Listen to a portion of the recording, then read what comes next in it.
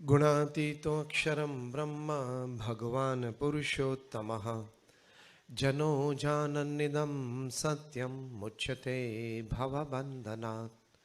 श्री स्वामीनारायण भगवाननी जय। अक्षर पुरुषोत्तम महाराजनी जय। राधा कृष्ण देवनी जय। सियावर रामचंद्र भगवाननी जय। प्रमुख स्वामी महाराजनी जय। महंत स्वामी महाराजनी जय। प्रमुख स्वामी महाराज शताब्दी महोत्सवनी जय। प्रथम तो भगवान स्वामीनारायणના ચરણોમાં વંદન સાથે અમારા ગુરુહરિ પરમ પૂજ્ય પ્રમુખ સ્વામી મહારાજ અને પ્રગટ ગુરુહરિ પરમ પૂજ્ય મહંત સ્વામી મહારાજના ચરણોમાં વંદન સાથે બોરીવલી સાંસ્કૃતિક કેન્દ્રના વડીલ શ્રી વિનોદભાઈ, અન્ય આગેવાન શ્રીઓ અને આપ સર્વેને નમસ્કાર, ગુડ ઇવનિંગ અને જય સ્વામિનારાયણ. આજની વાતનો વિષય મને એવો આપવામાં આવ્યો છે, a very happy and progressive life, એટલે કે સુખી અને પ્રગતિશીલ જીવન. 1980 થી 1990 સુધીના દાયકા સુધી સામાન્યતઃ એવી માન્યતા સમાજમાં પ્રવર્તી હતી કે સારો પુરુષાર્થ કરીએ, સારું આયોજન કરીએ તો ચોક્કસ સફળતા મળે જ. અને એ વાત હકીકત છે. પણ 90ના દાયકાથી થોડી વિચારધારાઓમાં ફેર આવવા માંડ્યો અને એ ધારા એક એવી પ્રવૃત્તિ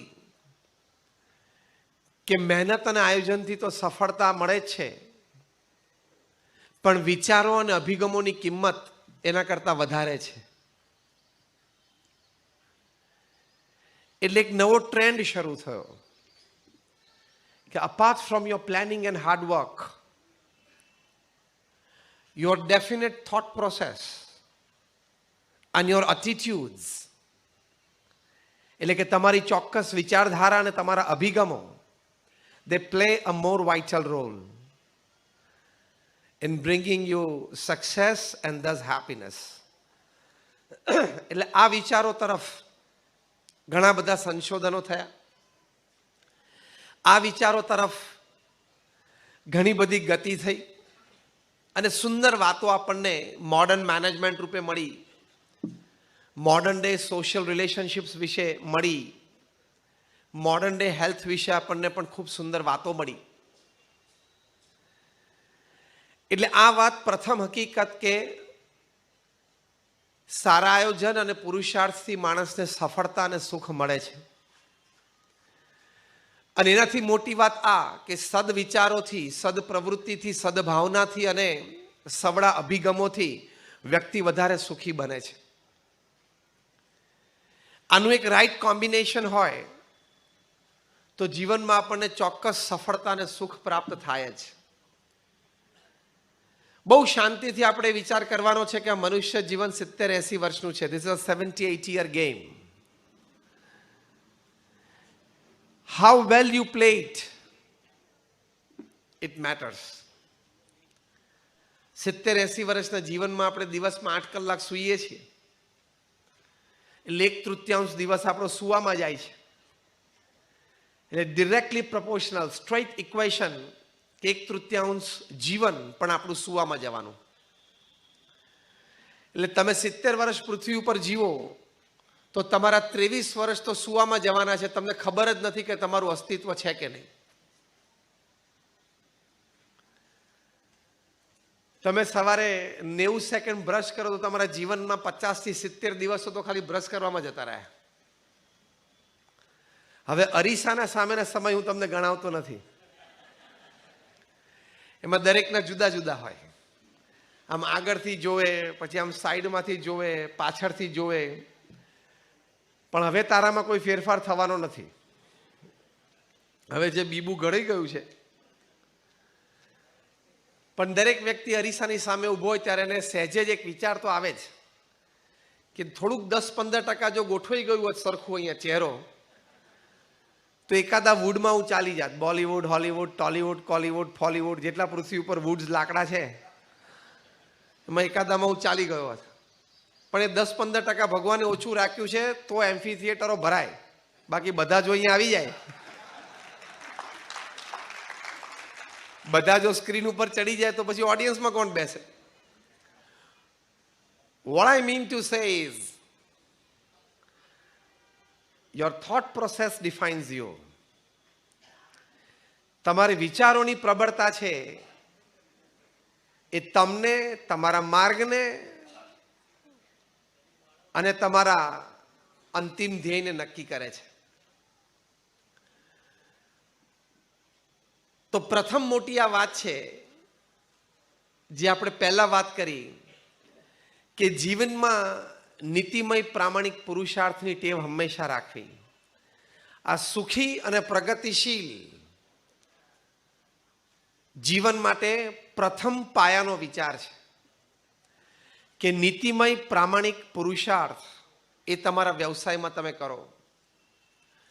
પુરુષાર્થ આપણે બધા કરીએ છીએ, નીતિમત્તા પ્રામાણિકતા પણ ઘણા ઓછા વત્તા અંશ આપણે રાખીએ છીએ.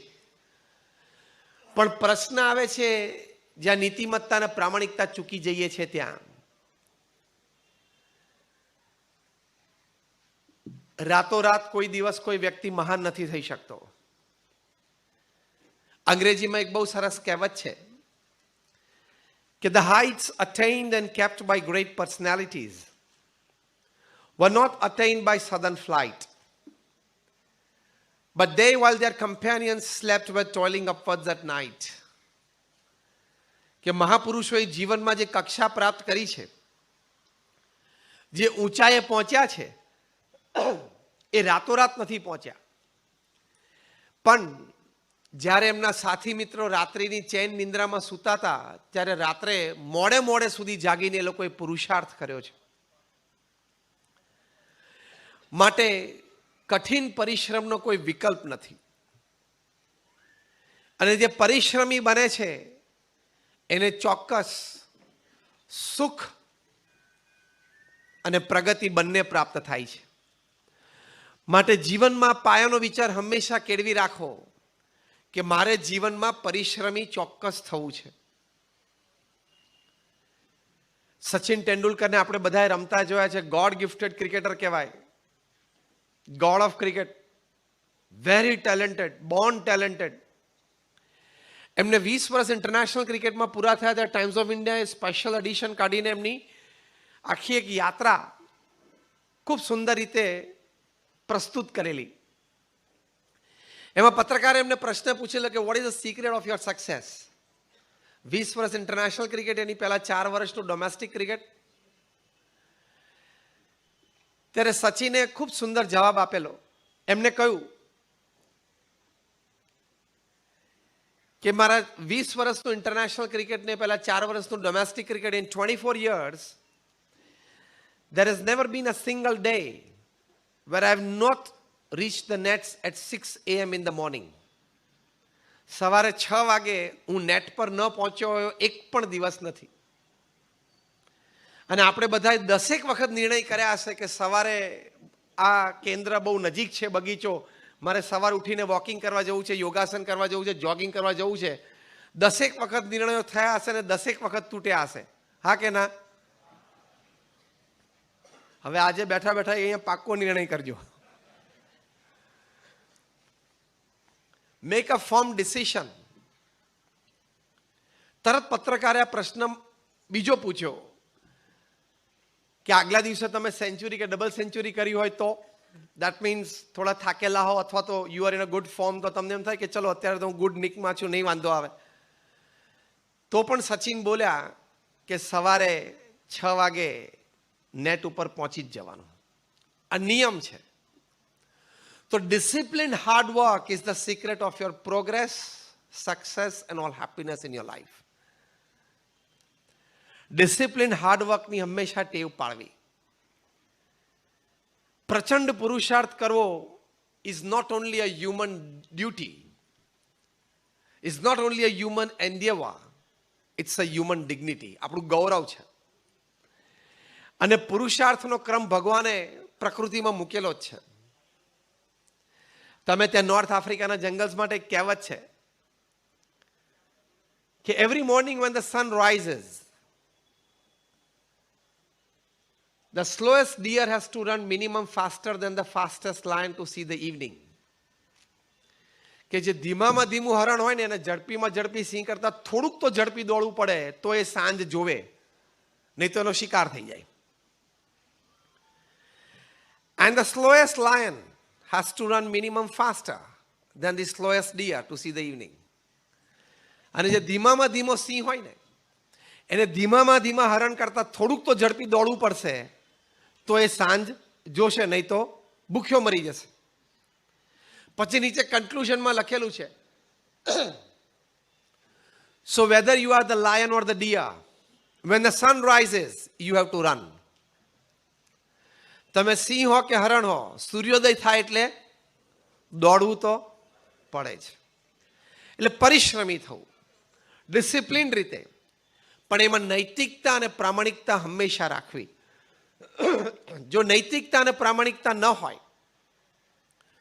તો કદાચ શરૂઆતમાં તમને પ્રગતિ ઝડપી દેખાય, ઘણું ધન આવતું દેખાય, પણ when you play with ethics, ethics plays with you. આપણે કોઈ દિવસ ઇલેક્ટ્રિસિટી સાથે રમી શકીએ? પાણી સાથે રમાય? અગ્નિ સાથે રમાય? હા કે ના? એમ સિદ્ધાંત અને નીતિ નિયમ સાથે પણ ન રમાય. આજે નહીં તો કાલે, અને કાલે નહીં તો પરમ દિવસે ચોક્કસ પ્રશ્ન આવે. તમે 35-40 વર્ષથી તમારી ઇલેક્ટ્રિકલ એન્જિનિયર તરીકેની કારકિર્દી હોય અને મહારાષ્ટ્ર ઇલેક્ટ્રિસિટી બોર્ડના તમે ચેરમેન પણ બન્યા હોય તો પણ તમને પ્લગમાં આંગળી નાખવાનો અધિકાર નથી. તમને એમ થાય કે હું 35 વર્ષથી ડિસ્ટ્રીબ્યુશન ઇલેક્ટ્રિસિટીનું કરું છું, તમે પ્લગની સામે રવિવારે સવારે તમે સન્ડે ન્યૂઝપેપર ખોલીને બેઠા હોય with a cup of coffee ને તમે આમ કેફમાં આવી જાઓ અને કોલર ઊંચા કરીને કહો કે જો આ ચેરમેનની આંગળી છે અને હું નાખું છું અંદર પ્લગમાં ઇલેક્ટ્રિસિટી, તારું ડિસ્ટ્રીબ્યુશન બધું મારા હાથમાં છે, ધ્યાન રાખજે આંગળીનું, તો ઇલેક્ટ્રિસિટી માને? Electricity doesn't know your post position and power. In the same way, ethics, norms, disciplines doesn't know your post position and power. Electricity જેવું છે, ચિપકાવી દે મરી જવાય. તો સુખી અને પ્રગતિશીલ જીવન માટે કદાચ થોડીક ઓછી પ્રગતિ શરૂઆતમાં થતી જણાય, લાભ ઓછો થતો જણાય, પણ નીતિમત્તા અને પ્રામાણિકતાને હંમેશા વળગી રહેજો. તો આજે નહીં તો કાલે ચોક્કસ પ્રગતિ થાય જ. અને તમારું કોન્સાયન્સ ક્લિયર રહે ને. અંગ્રેજીમાં એક કહેવત છે, no pillow is as soft as a clear conscience. તમે રાત્રે બેડરૂમમાં સુવા જાઓ ને પોચામાં પોચું ને ફર્સ્ટ ક્લાસ ઓસીકું કયું છે, તમારું ક્લિયર કોન્સાયન્સ કે મેં આજે કોઈનું ખોટું નથી કર્યું, મેં કોઈનું ખોટું લીધું નથી, મેં ક્યાંય અનીતિ નથી કરી, તો એ નૈતિકતા અને પ્રામાણિકતા રાખવી ખૂબ જરૂરી છે. તો જીવનમાં સુખ, શાંતિ અને આનંદ, પ્રગતિ હંમેશા થતી રહે, ચોક્કસપણે થતી રહે વિથ અ સ્ટ્રોંગ ફાઉન્ડેશન. અને જેને જેને નથી રાખી એ મોટી મોટી પદવી ઉપરથી પણ પડી ગયા છે.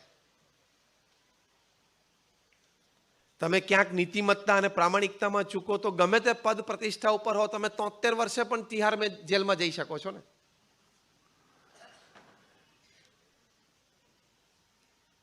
પ્રશ્ન આવી જ શકે. ત્યારે તે દિવસે બધું એક સાથે હાથમાંથી જતું રહે. You can become zero from hero within seconds. એટલે એક આ વાત છે. બીજું, પ્રગતિશીલ અને સુખી જીવન માટે થોડું વર્ક લાઈફ બેલેન્સ રાખજો.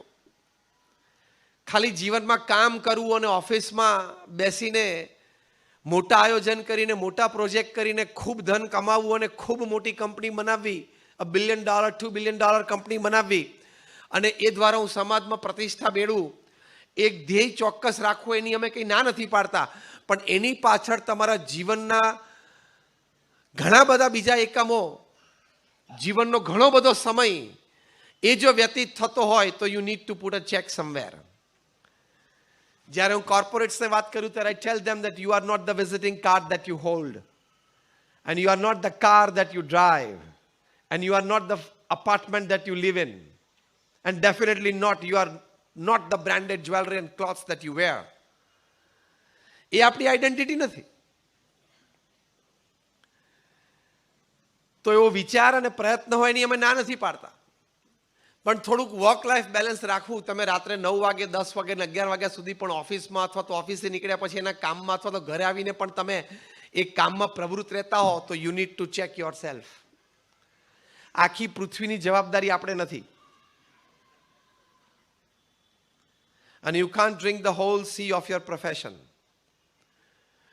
કોઈ ધારો કે અહીંયા ડૉક્ટર બેઠા હોય, ઓર્થોપેડિક ડૉક્ટર હોય, તો એમને એમ થાય કે મારી પ્રેક્ટિસ વધે તો આખા મુંબઈમાં જેટલા લોકોને ફ્રેક્ચર થાય બધા જ લોકો એમના ક્લિનિકે આવવા માંડે તો એ હેન્ડલ કરી શકવાના છે? તમે જે પ્રોફેશનમાં છો, અહીંયા જેટલા બેઠા છો, તમે વ્યક્તિગત જે પ્રોફેશનમાં છે, પ્રોફેશનનું આખા મુંબઈ શહેરનું બધું કામ તમારી પાસે આવી જાય તો કરી શકવાના છો? તો put a physical bar somewhere, put a satisfaction bar somewhere, અને put a time bar also. સાંજે 6 તો 6, 6:30 તો 6:30, અને 7 તો મેક્સિમમ પેન મૂકીને ઊભું જ થઈ જવાનું.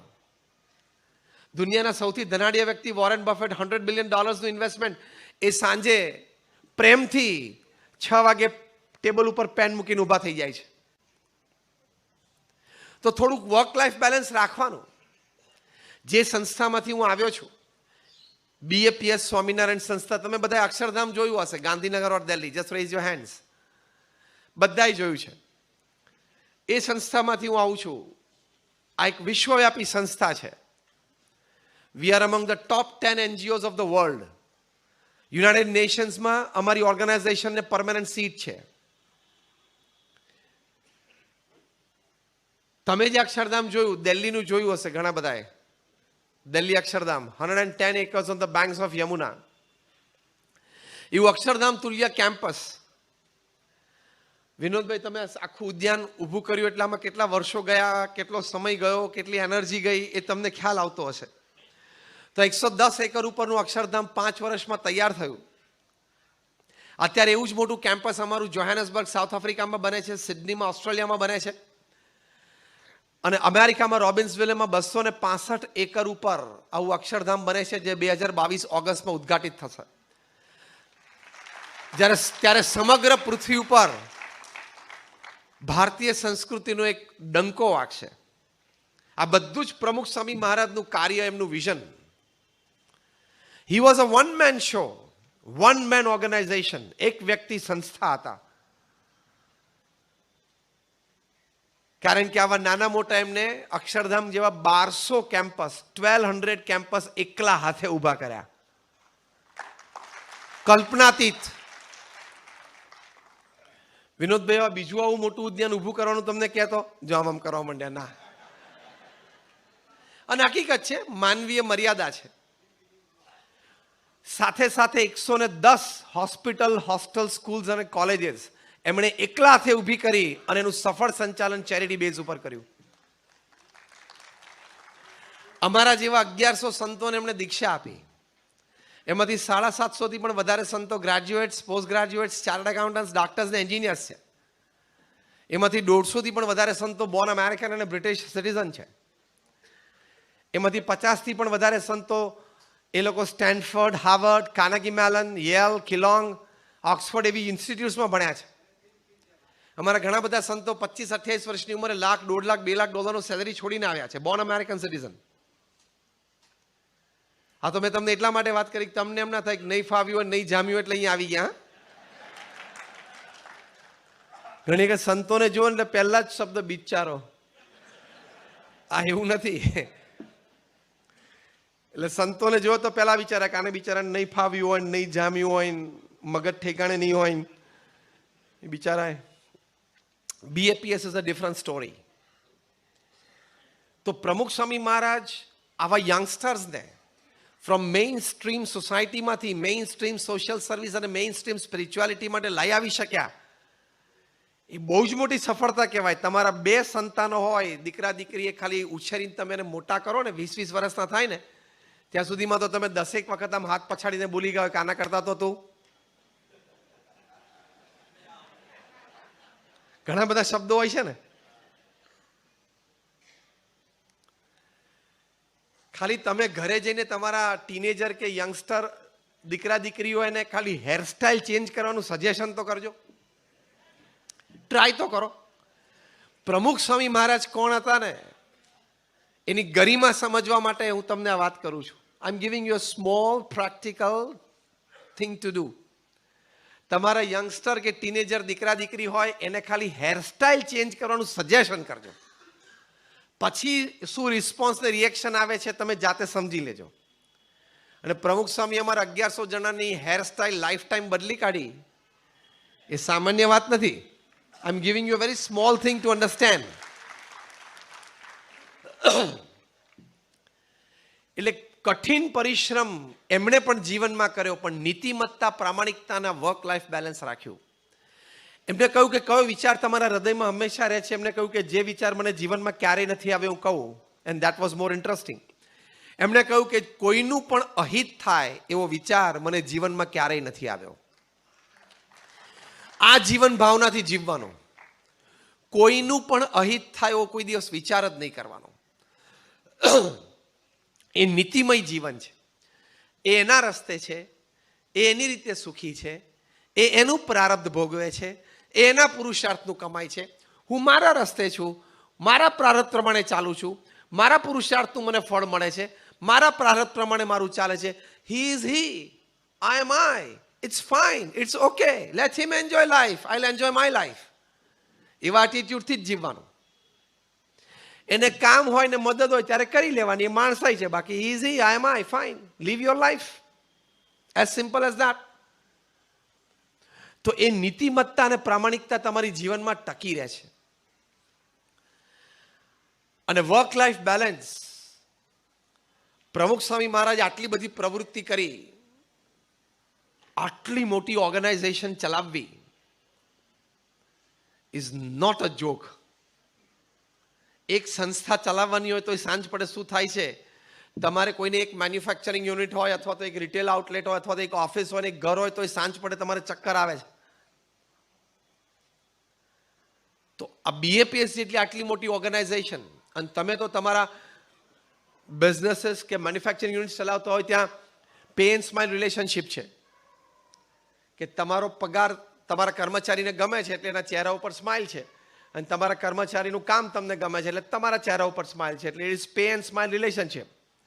અમે જે એનજીઓઝમાં ફૂલ ટાઈમ કામ કરીએ છીએ ત્યાં સર્વ એન્ડ સ્માઇલ રિલેશનશિપ હોય. યુ સર્વ એન્ડ સ્માઇલ. સેવા કરવાની અને આનંદ લેવાનો.